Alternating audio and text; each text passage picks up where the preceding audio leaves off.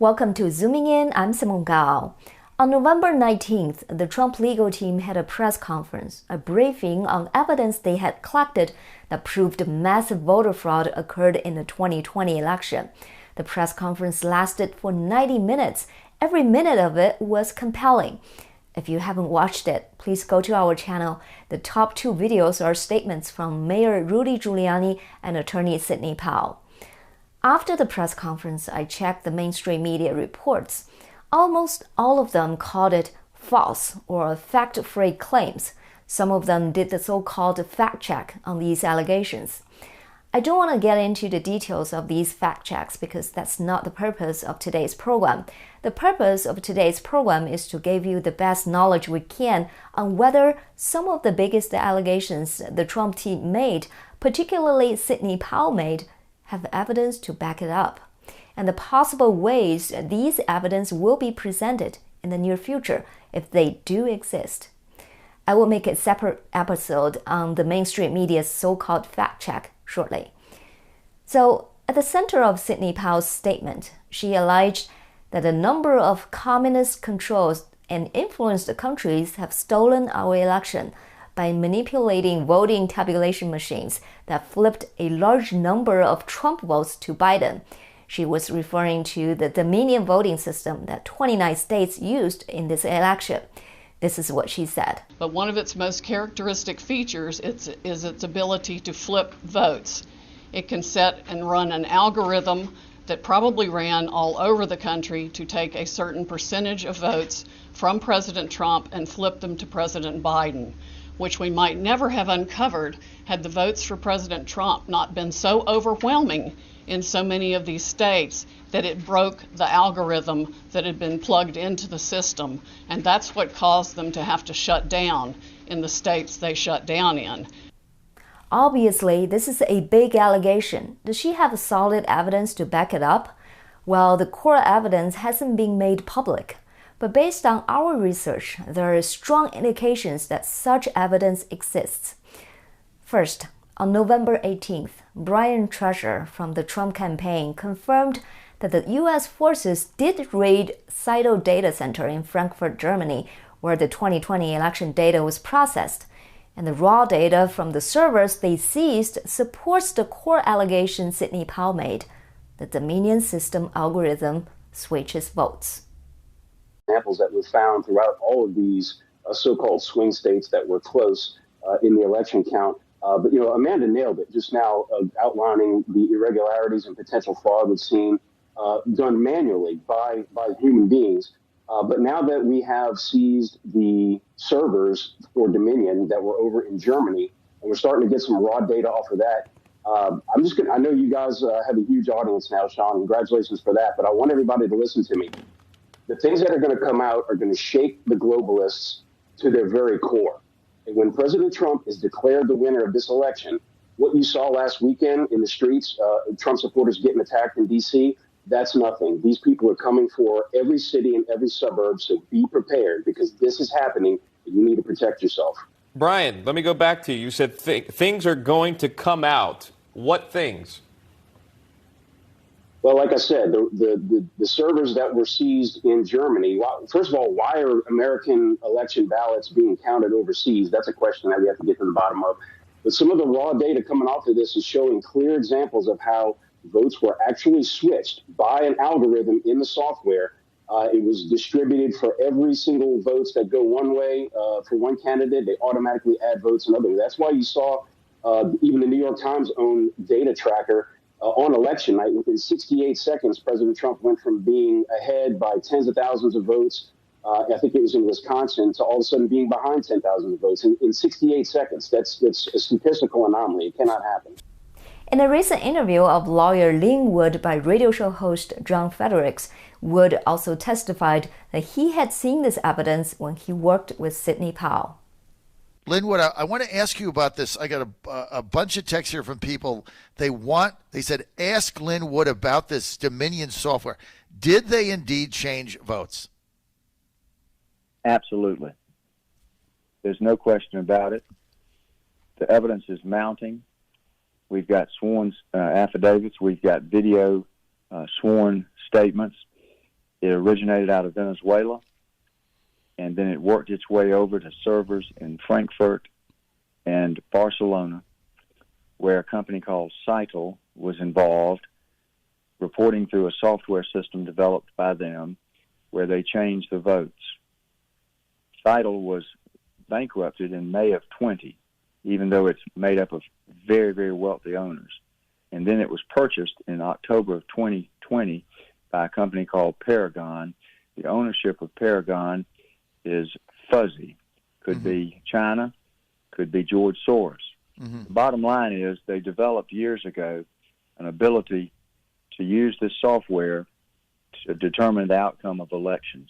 They've used it in different countries, Chile, Argentina. They're now using it in the United States, and it's not the first time they've used it. So they have the ability to go in and switch votes, which people saw happening in real time on television. 560 votes all of a sudden down from Trump, up for Biden. It happened all over the United States almost simultaneously. They build it in with an algorithm to build in a vote switch amount, and then in Georgia, they added the safety net of the mail-in ballots. COVID was a real flu. It was not a pandemic. They used it to force the idea that you should vote by mail so they could bake in the fraud on top of the computer system with the mail-in votes. Obviously, Sidney Powell did not go through individual evidence at Thursday's press conference. Because of that, and because she also did not provide these evidence to media, yesterday, a back and forth between Tucker Carlson from Fox News and Sidney Powell took place. Let's take a look. We took Sidney Powell seriously. We had no intention of fighting with her. We've always respected her work. We simply wanted to see the details. How could you not want to see them? So we invited Sidney Powell on the show. We would have given her the whole hour. We would have given her the entire week, actually, and listened quietly the whole time at rapt attention. That's a big story. But she never sent us any evidence, despite a lot of requests, polite requests, not a page. When we kept pressing, she got angry and told us to stop contacting her.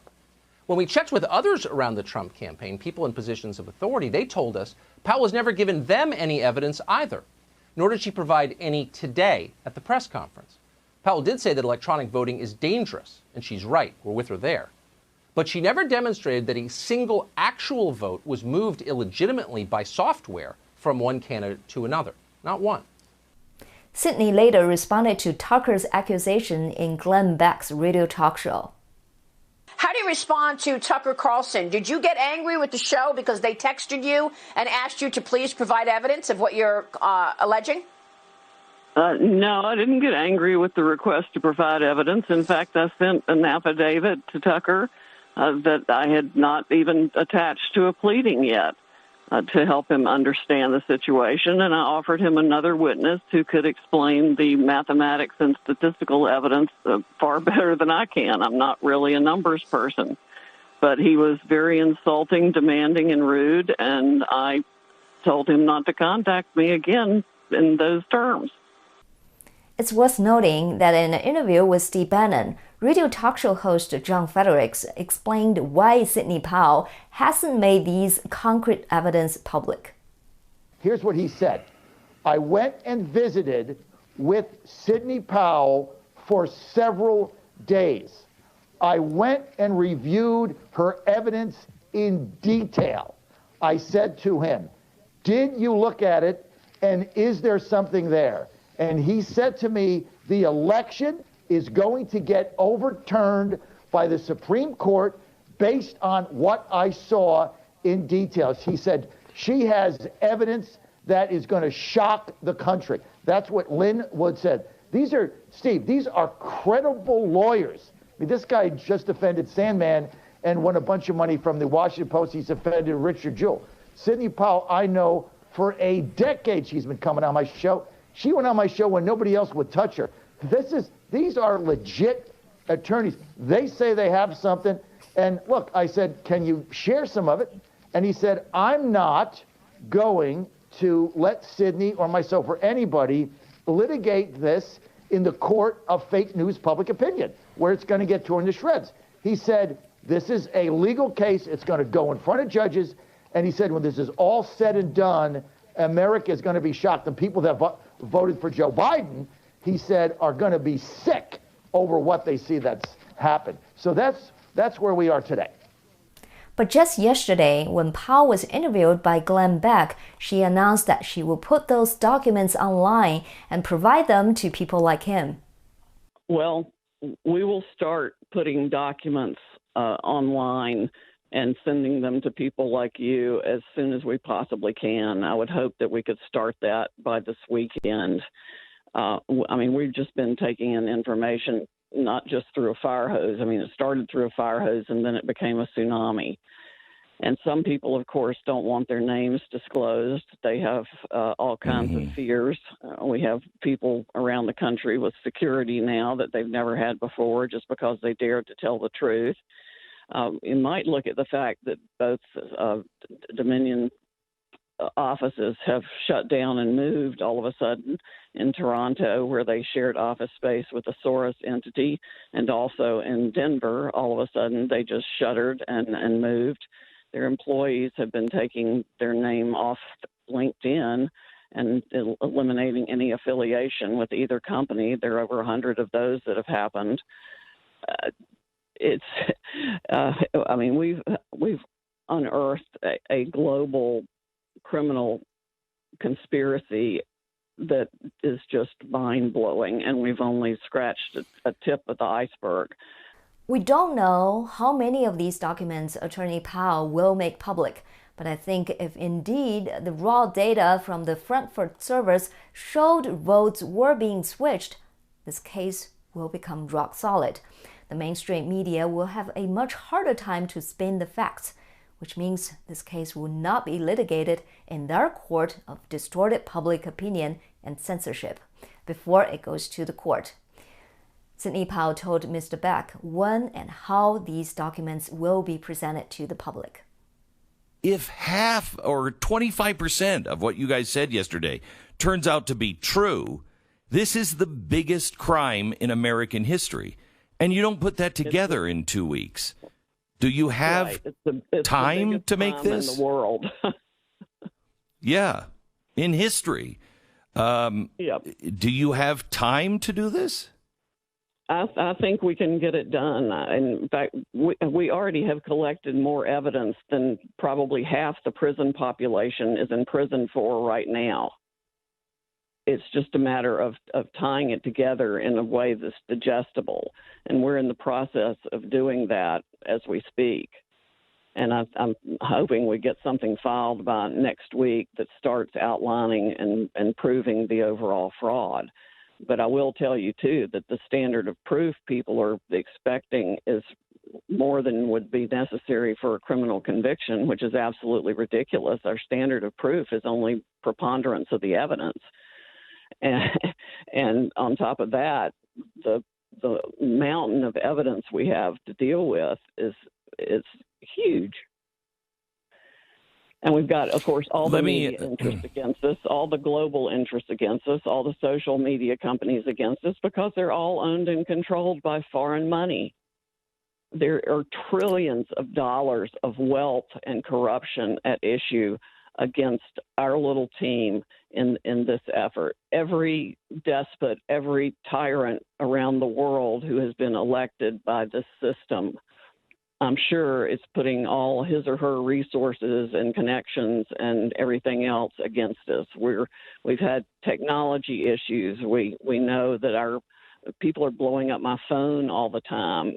Everybody out there on the wrong side of truth and justice is attacking us in one form or another. Despite the evidence, some political pundits believe the election is already stolen. It is a done deal. I spoke with David Kaminer, a former member of the U.S. Army Intelligence, who is now the contributing editor of LifeZette. I asked him what he thought about the statement by the Trump campaign member that the raw data showed the votes were switched from one candidate to another. This is what he said. Well, yes. One, it looks very, very true. It seems, and if we especially look at Pennsylvania and other places, there was definitely corruption going on, both at the technical and the personal level. But the bigger question is the timing. Is this enough to overturn the certifications that are going on at the state level for the presidential election? And I don't think it is. I think we're going to have to look at this, both at the Republican Party, its conservatives, and as the country at large, as a stolen election that they stole successfully. They got away with it. So to me, the message is next time in 22 and in 24, we have to steal it back. Now, I'm not advocating legal methods or anything of that measure, but what we have to do is be smarter than they are on the tactical level and be proactive as opposed to reactive. What do you mean it's too late? I mean, if this is a stolen election, shouldn't the court take care of it? The court should. But what happens in politics usually is not what should, is what is. And what we're seeing here yesterday, Georgia certified. The other states before the Electoral College meets in December will certify. The only way, and I'm not even sure this is a constitutional remedy, for it to be decertified and either to do another election or to literally give Trump back votes would be perhaps through the Supreme Court. And I don't believe the Supreme Court is going to do this. Again, I think they have successfully stolen an election. And it's sad as heck. It's horrible, but it's not like it hasn't happened before. In 1960, Richard Nixon was elected president. John Kennedy stole the election. Nixon knew it, didn't want to put the country through the trauma, and conceded.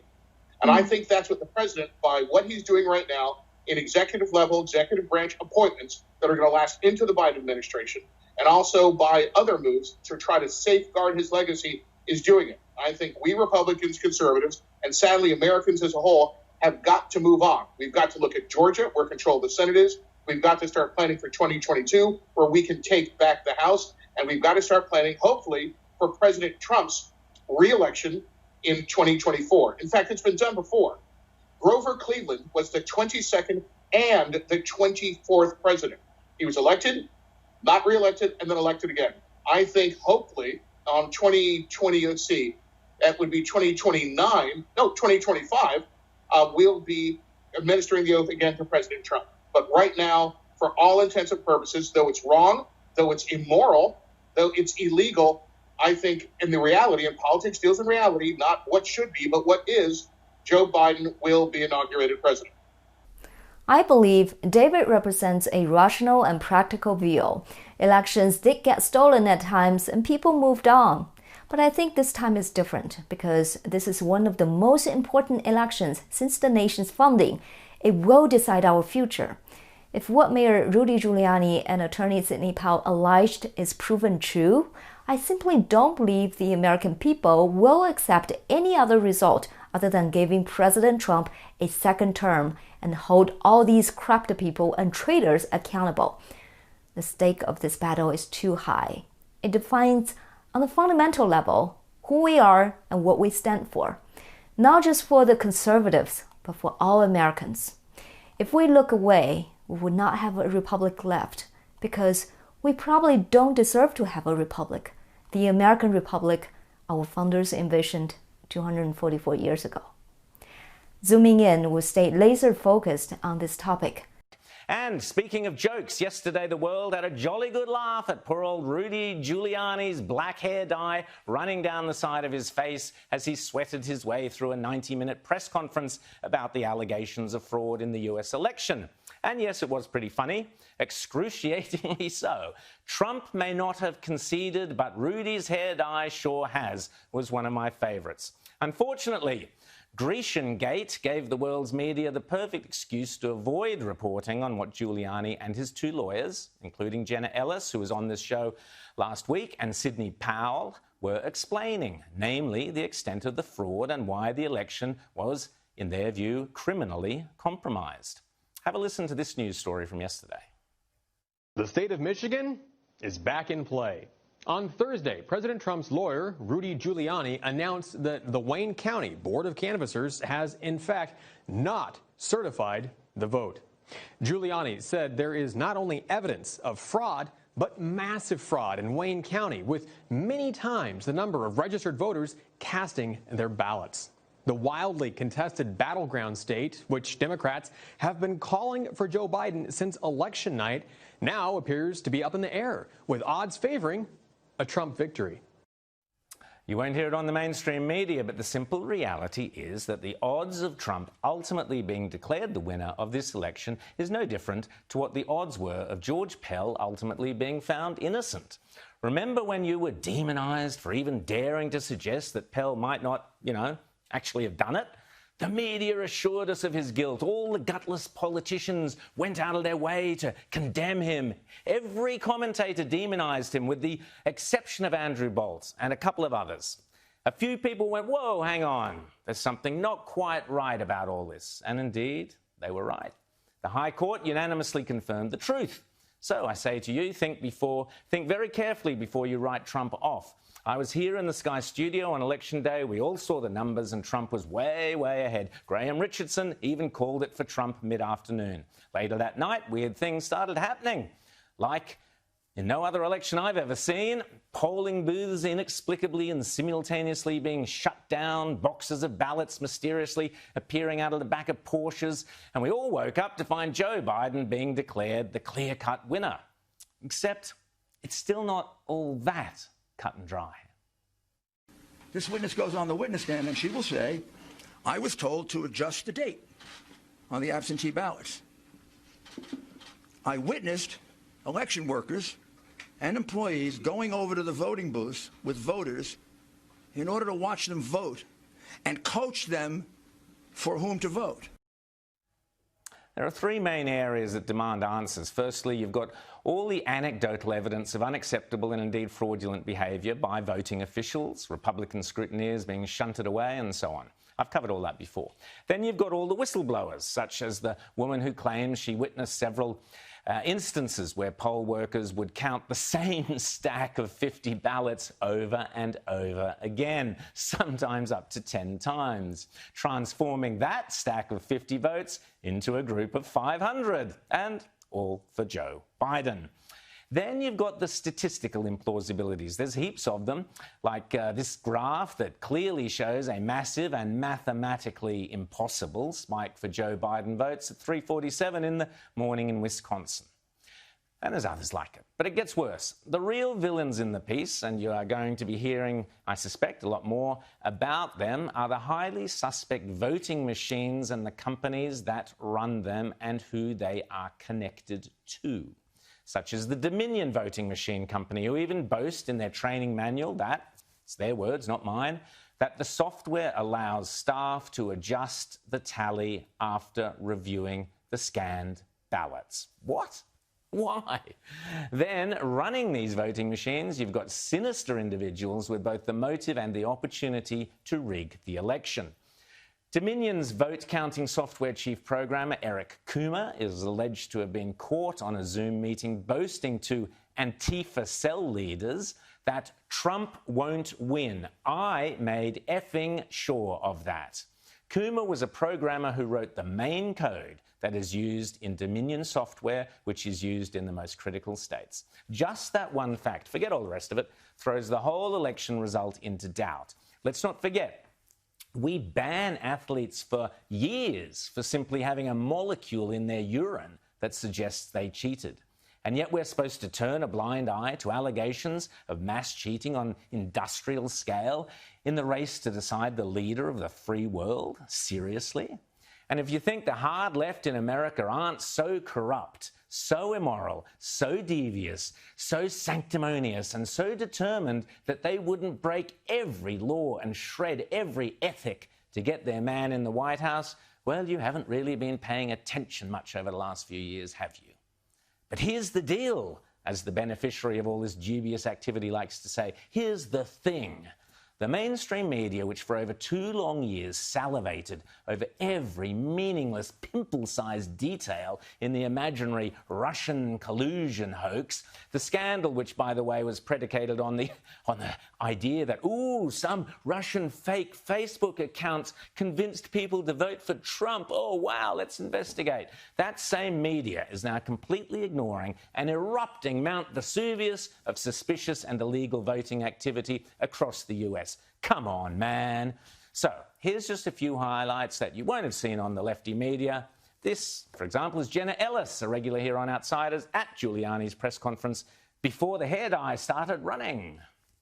So what you've heard now is basically an opening statement. This is what you can expect to see when we get to court to actually have a full trial on the merits, to actually show this evidence in court and prove our case. This is not a Law and Order episode where everything is neatly wrapped up in 60 minutes. We select our president through the Electoral College not because it disenfranchises voters, but because it is a security mechanism for exactly the type of corruption that we are uncovering. And every American should be grateful and thankful that our founders had the foresight to put in those protections and provisions to make sure that your legitimate legal vote is not disenfranchised. And here's Sidney Powell, one of the most experienced and successful legal minds in the U.S. We have witness testimony that the same things were done in those countries as this was exported from Venezuela and by Maduro and by Mr. Chavez and by Cuba.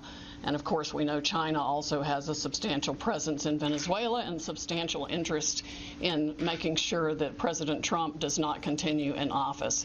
This is the consummate foreign interference in our election in the most criminal way you can possibly imagine. That's why you see massive spikes after hours when people were told that all the votes were in and all the votes were counted. Many Dominion employees have already reached out to us to tell us the truth. They are Americans who want to ensure election integrity like we do. I would encourage every Dominion or Smartmatic employee who is fed up with the corruption in this country to come forward as soon as possible, because these are serious federal offenses that I am confident the Department of Justice will be in pursuit of in very short order if they are not already. The truth must and will prevail in the end, whatever that truth is, and however unbelievable and however uncomfortable that truth may be for many, many people. This is stunning, heartbreaking, infuriating, and the most unpatriotic acts I can even imagine for people in this country to have participated in any way, shape, or form.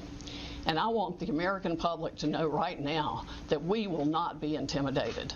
American patriots are fed up with the corruption from the local level to the highest level of our government, and we are going to take this country back. We are not going to be intimidated. We are not going to back down. We are going to clean this mess up now. President Trump won by a landslide. We are going to prove it. And we are going to reclaim the United States of America for the people who vote for freedom. A Trump landslide? Who'd have thought of that?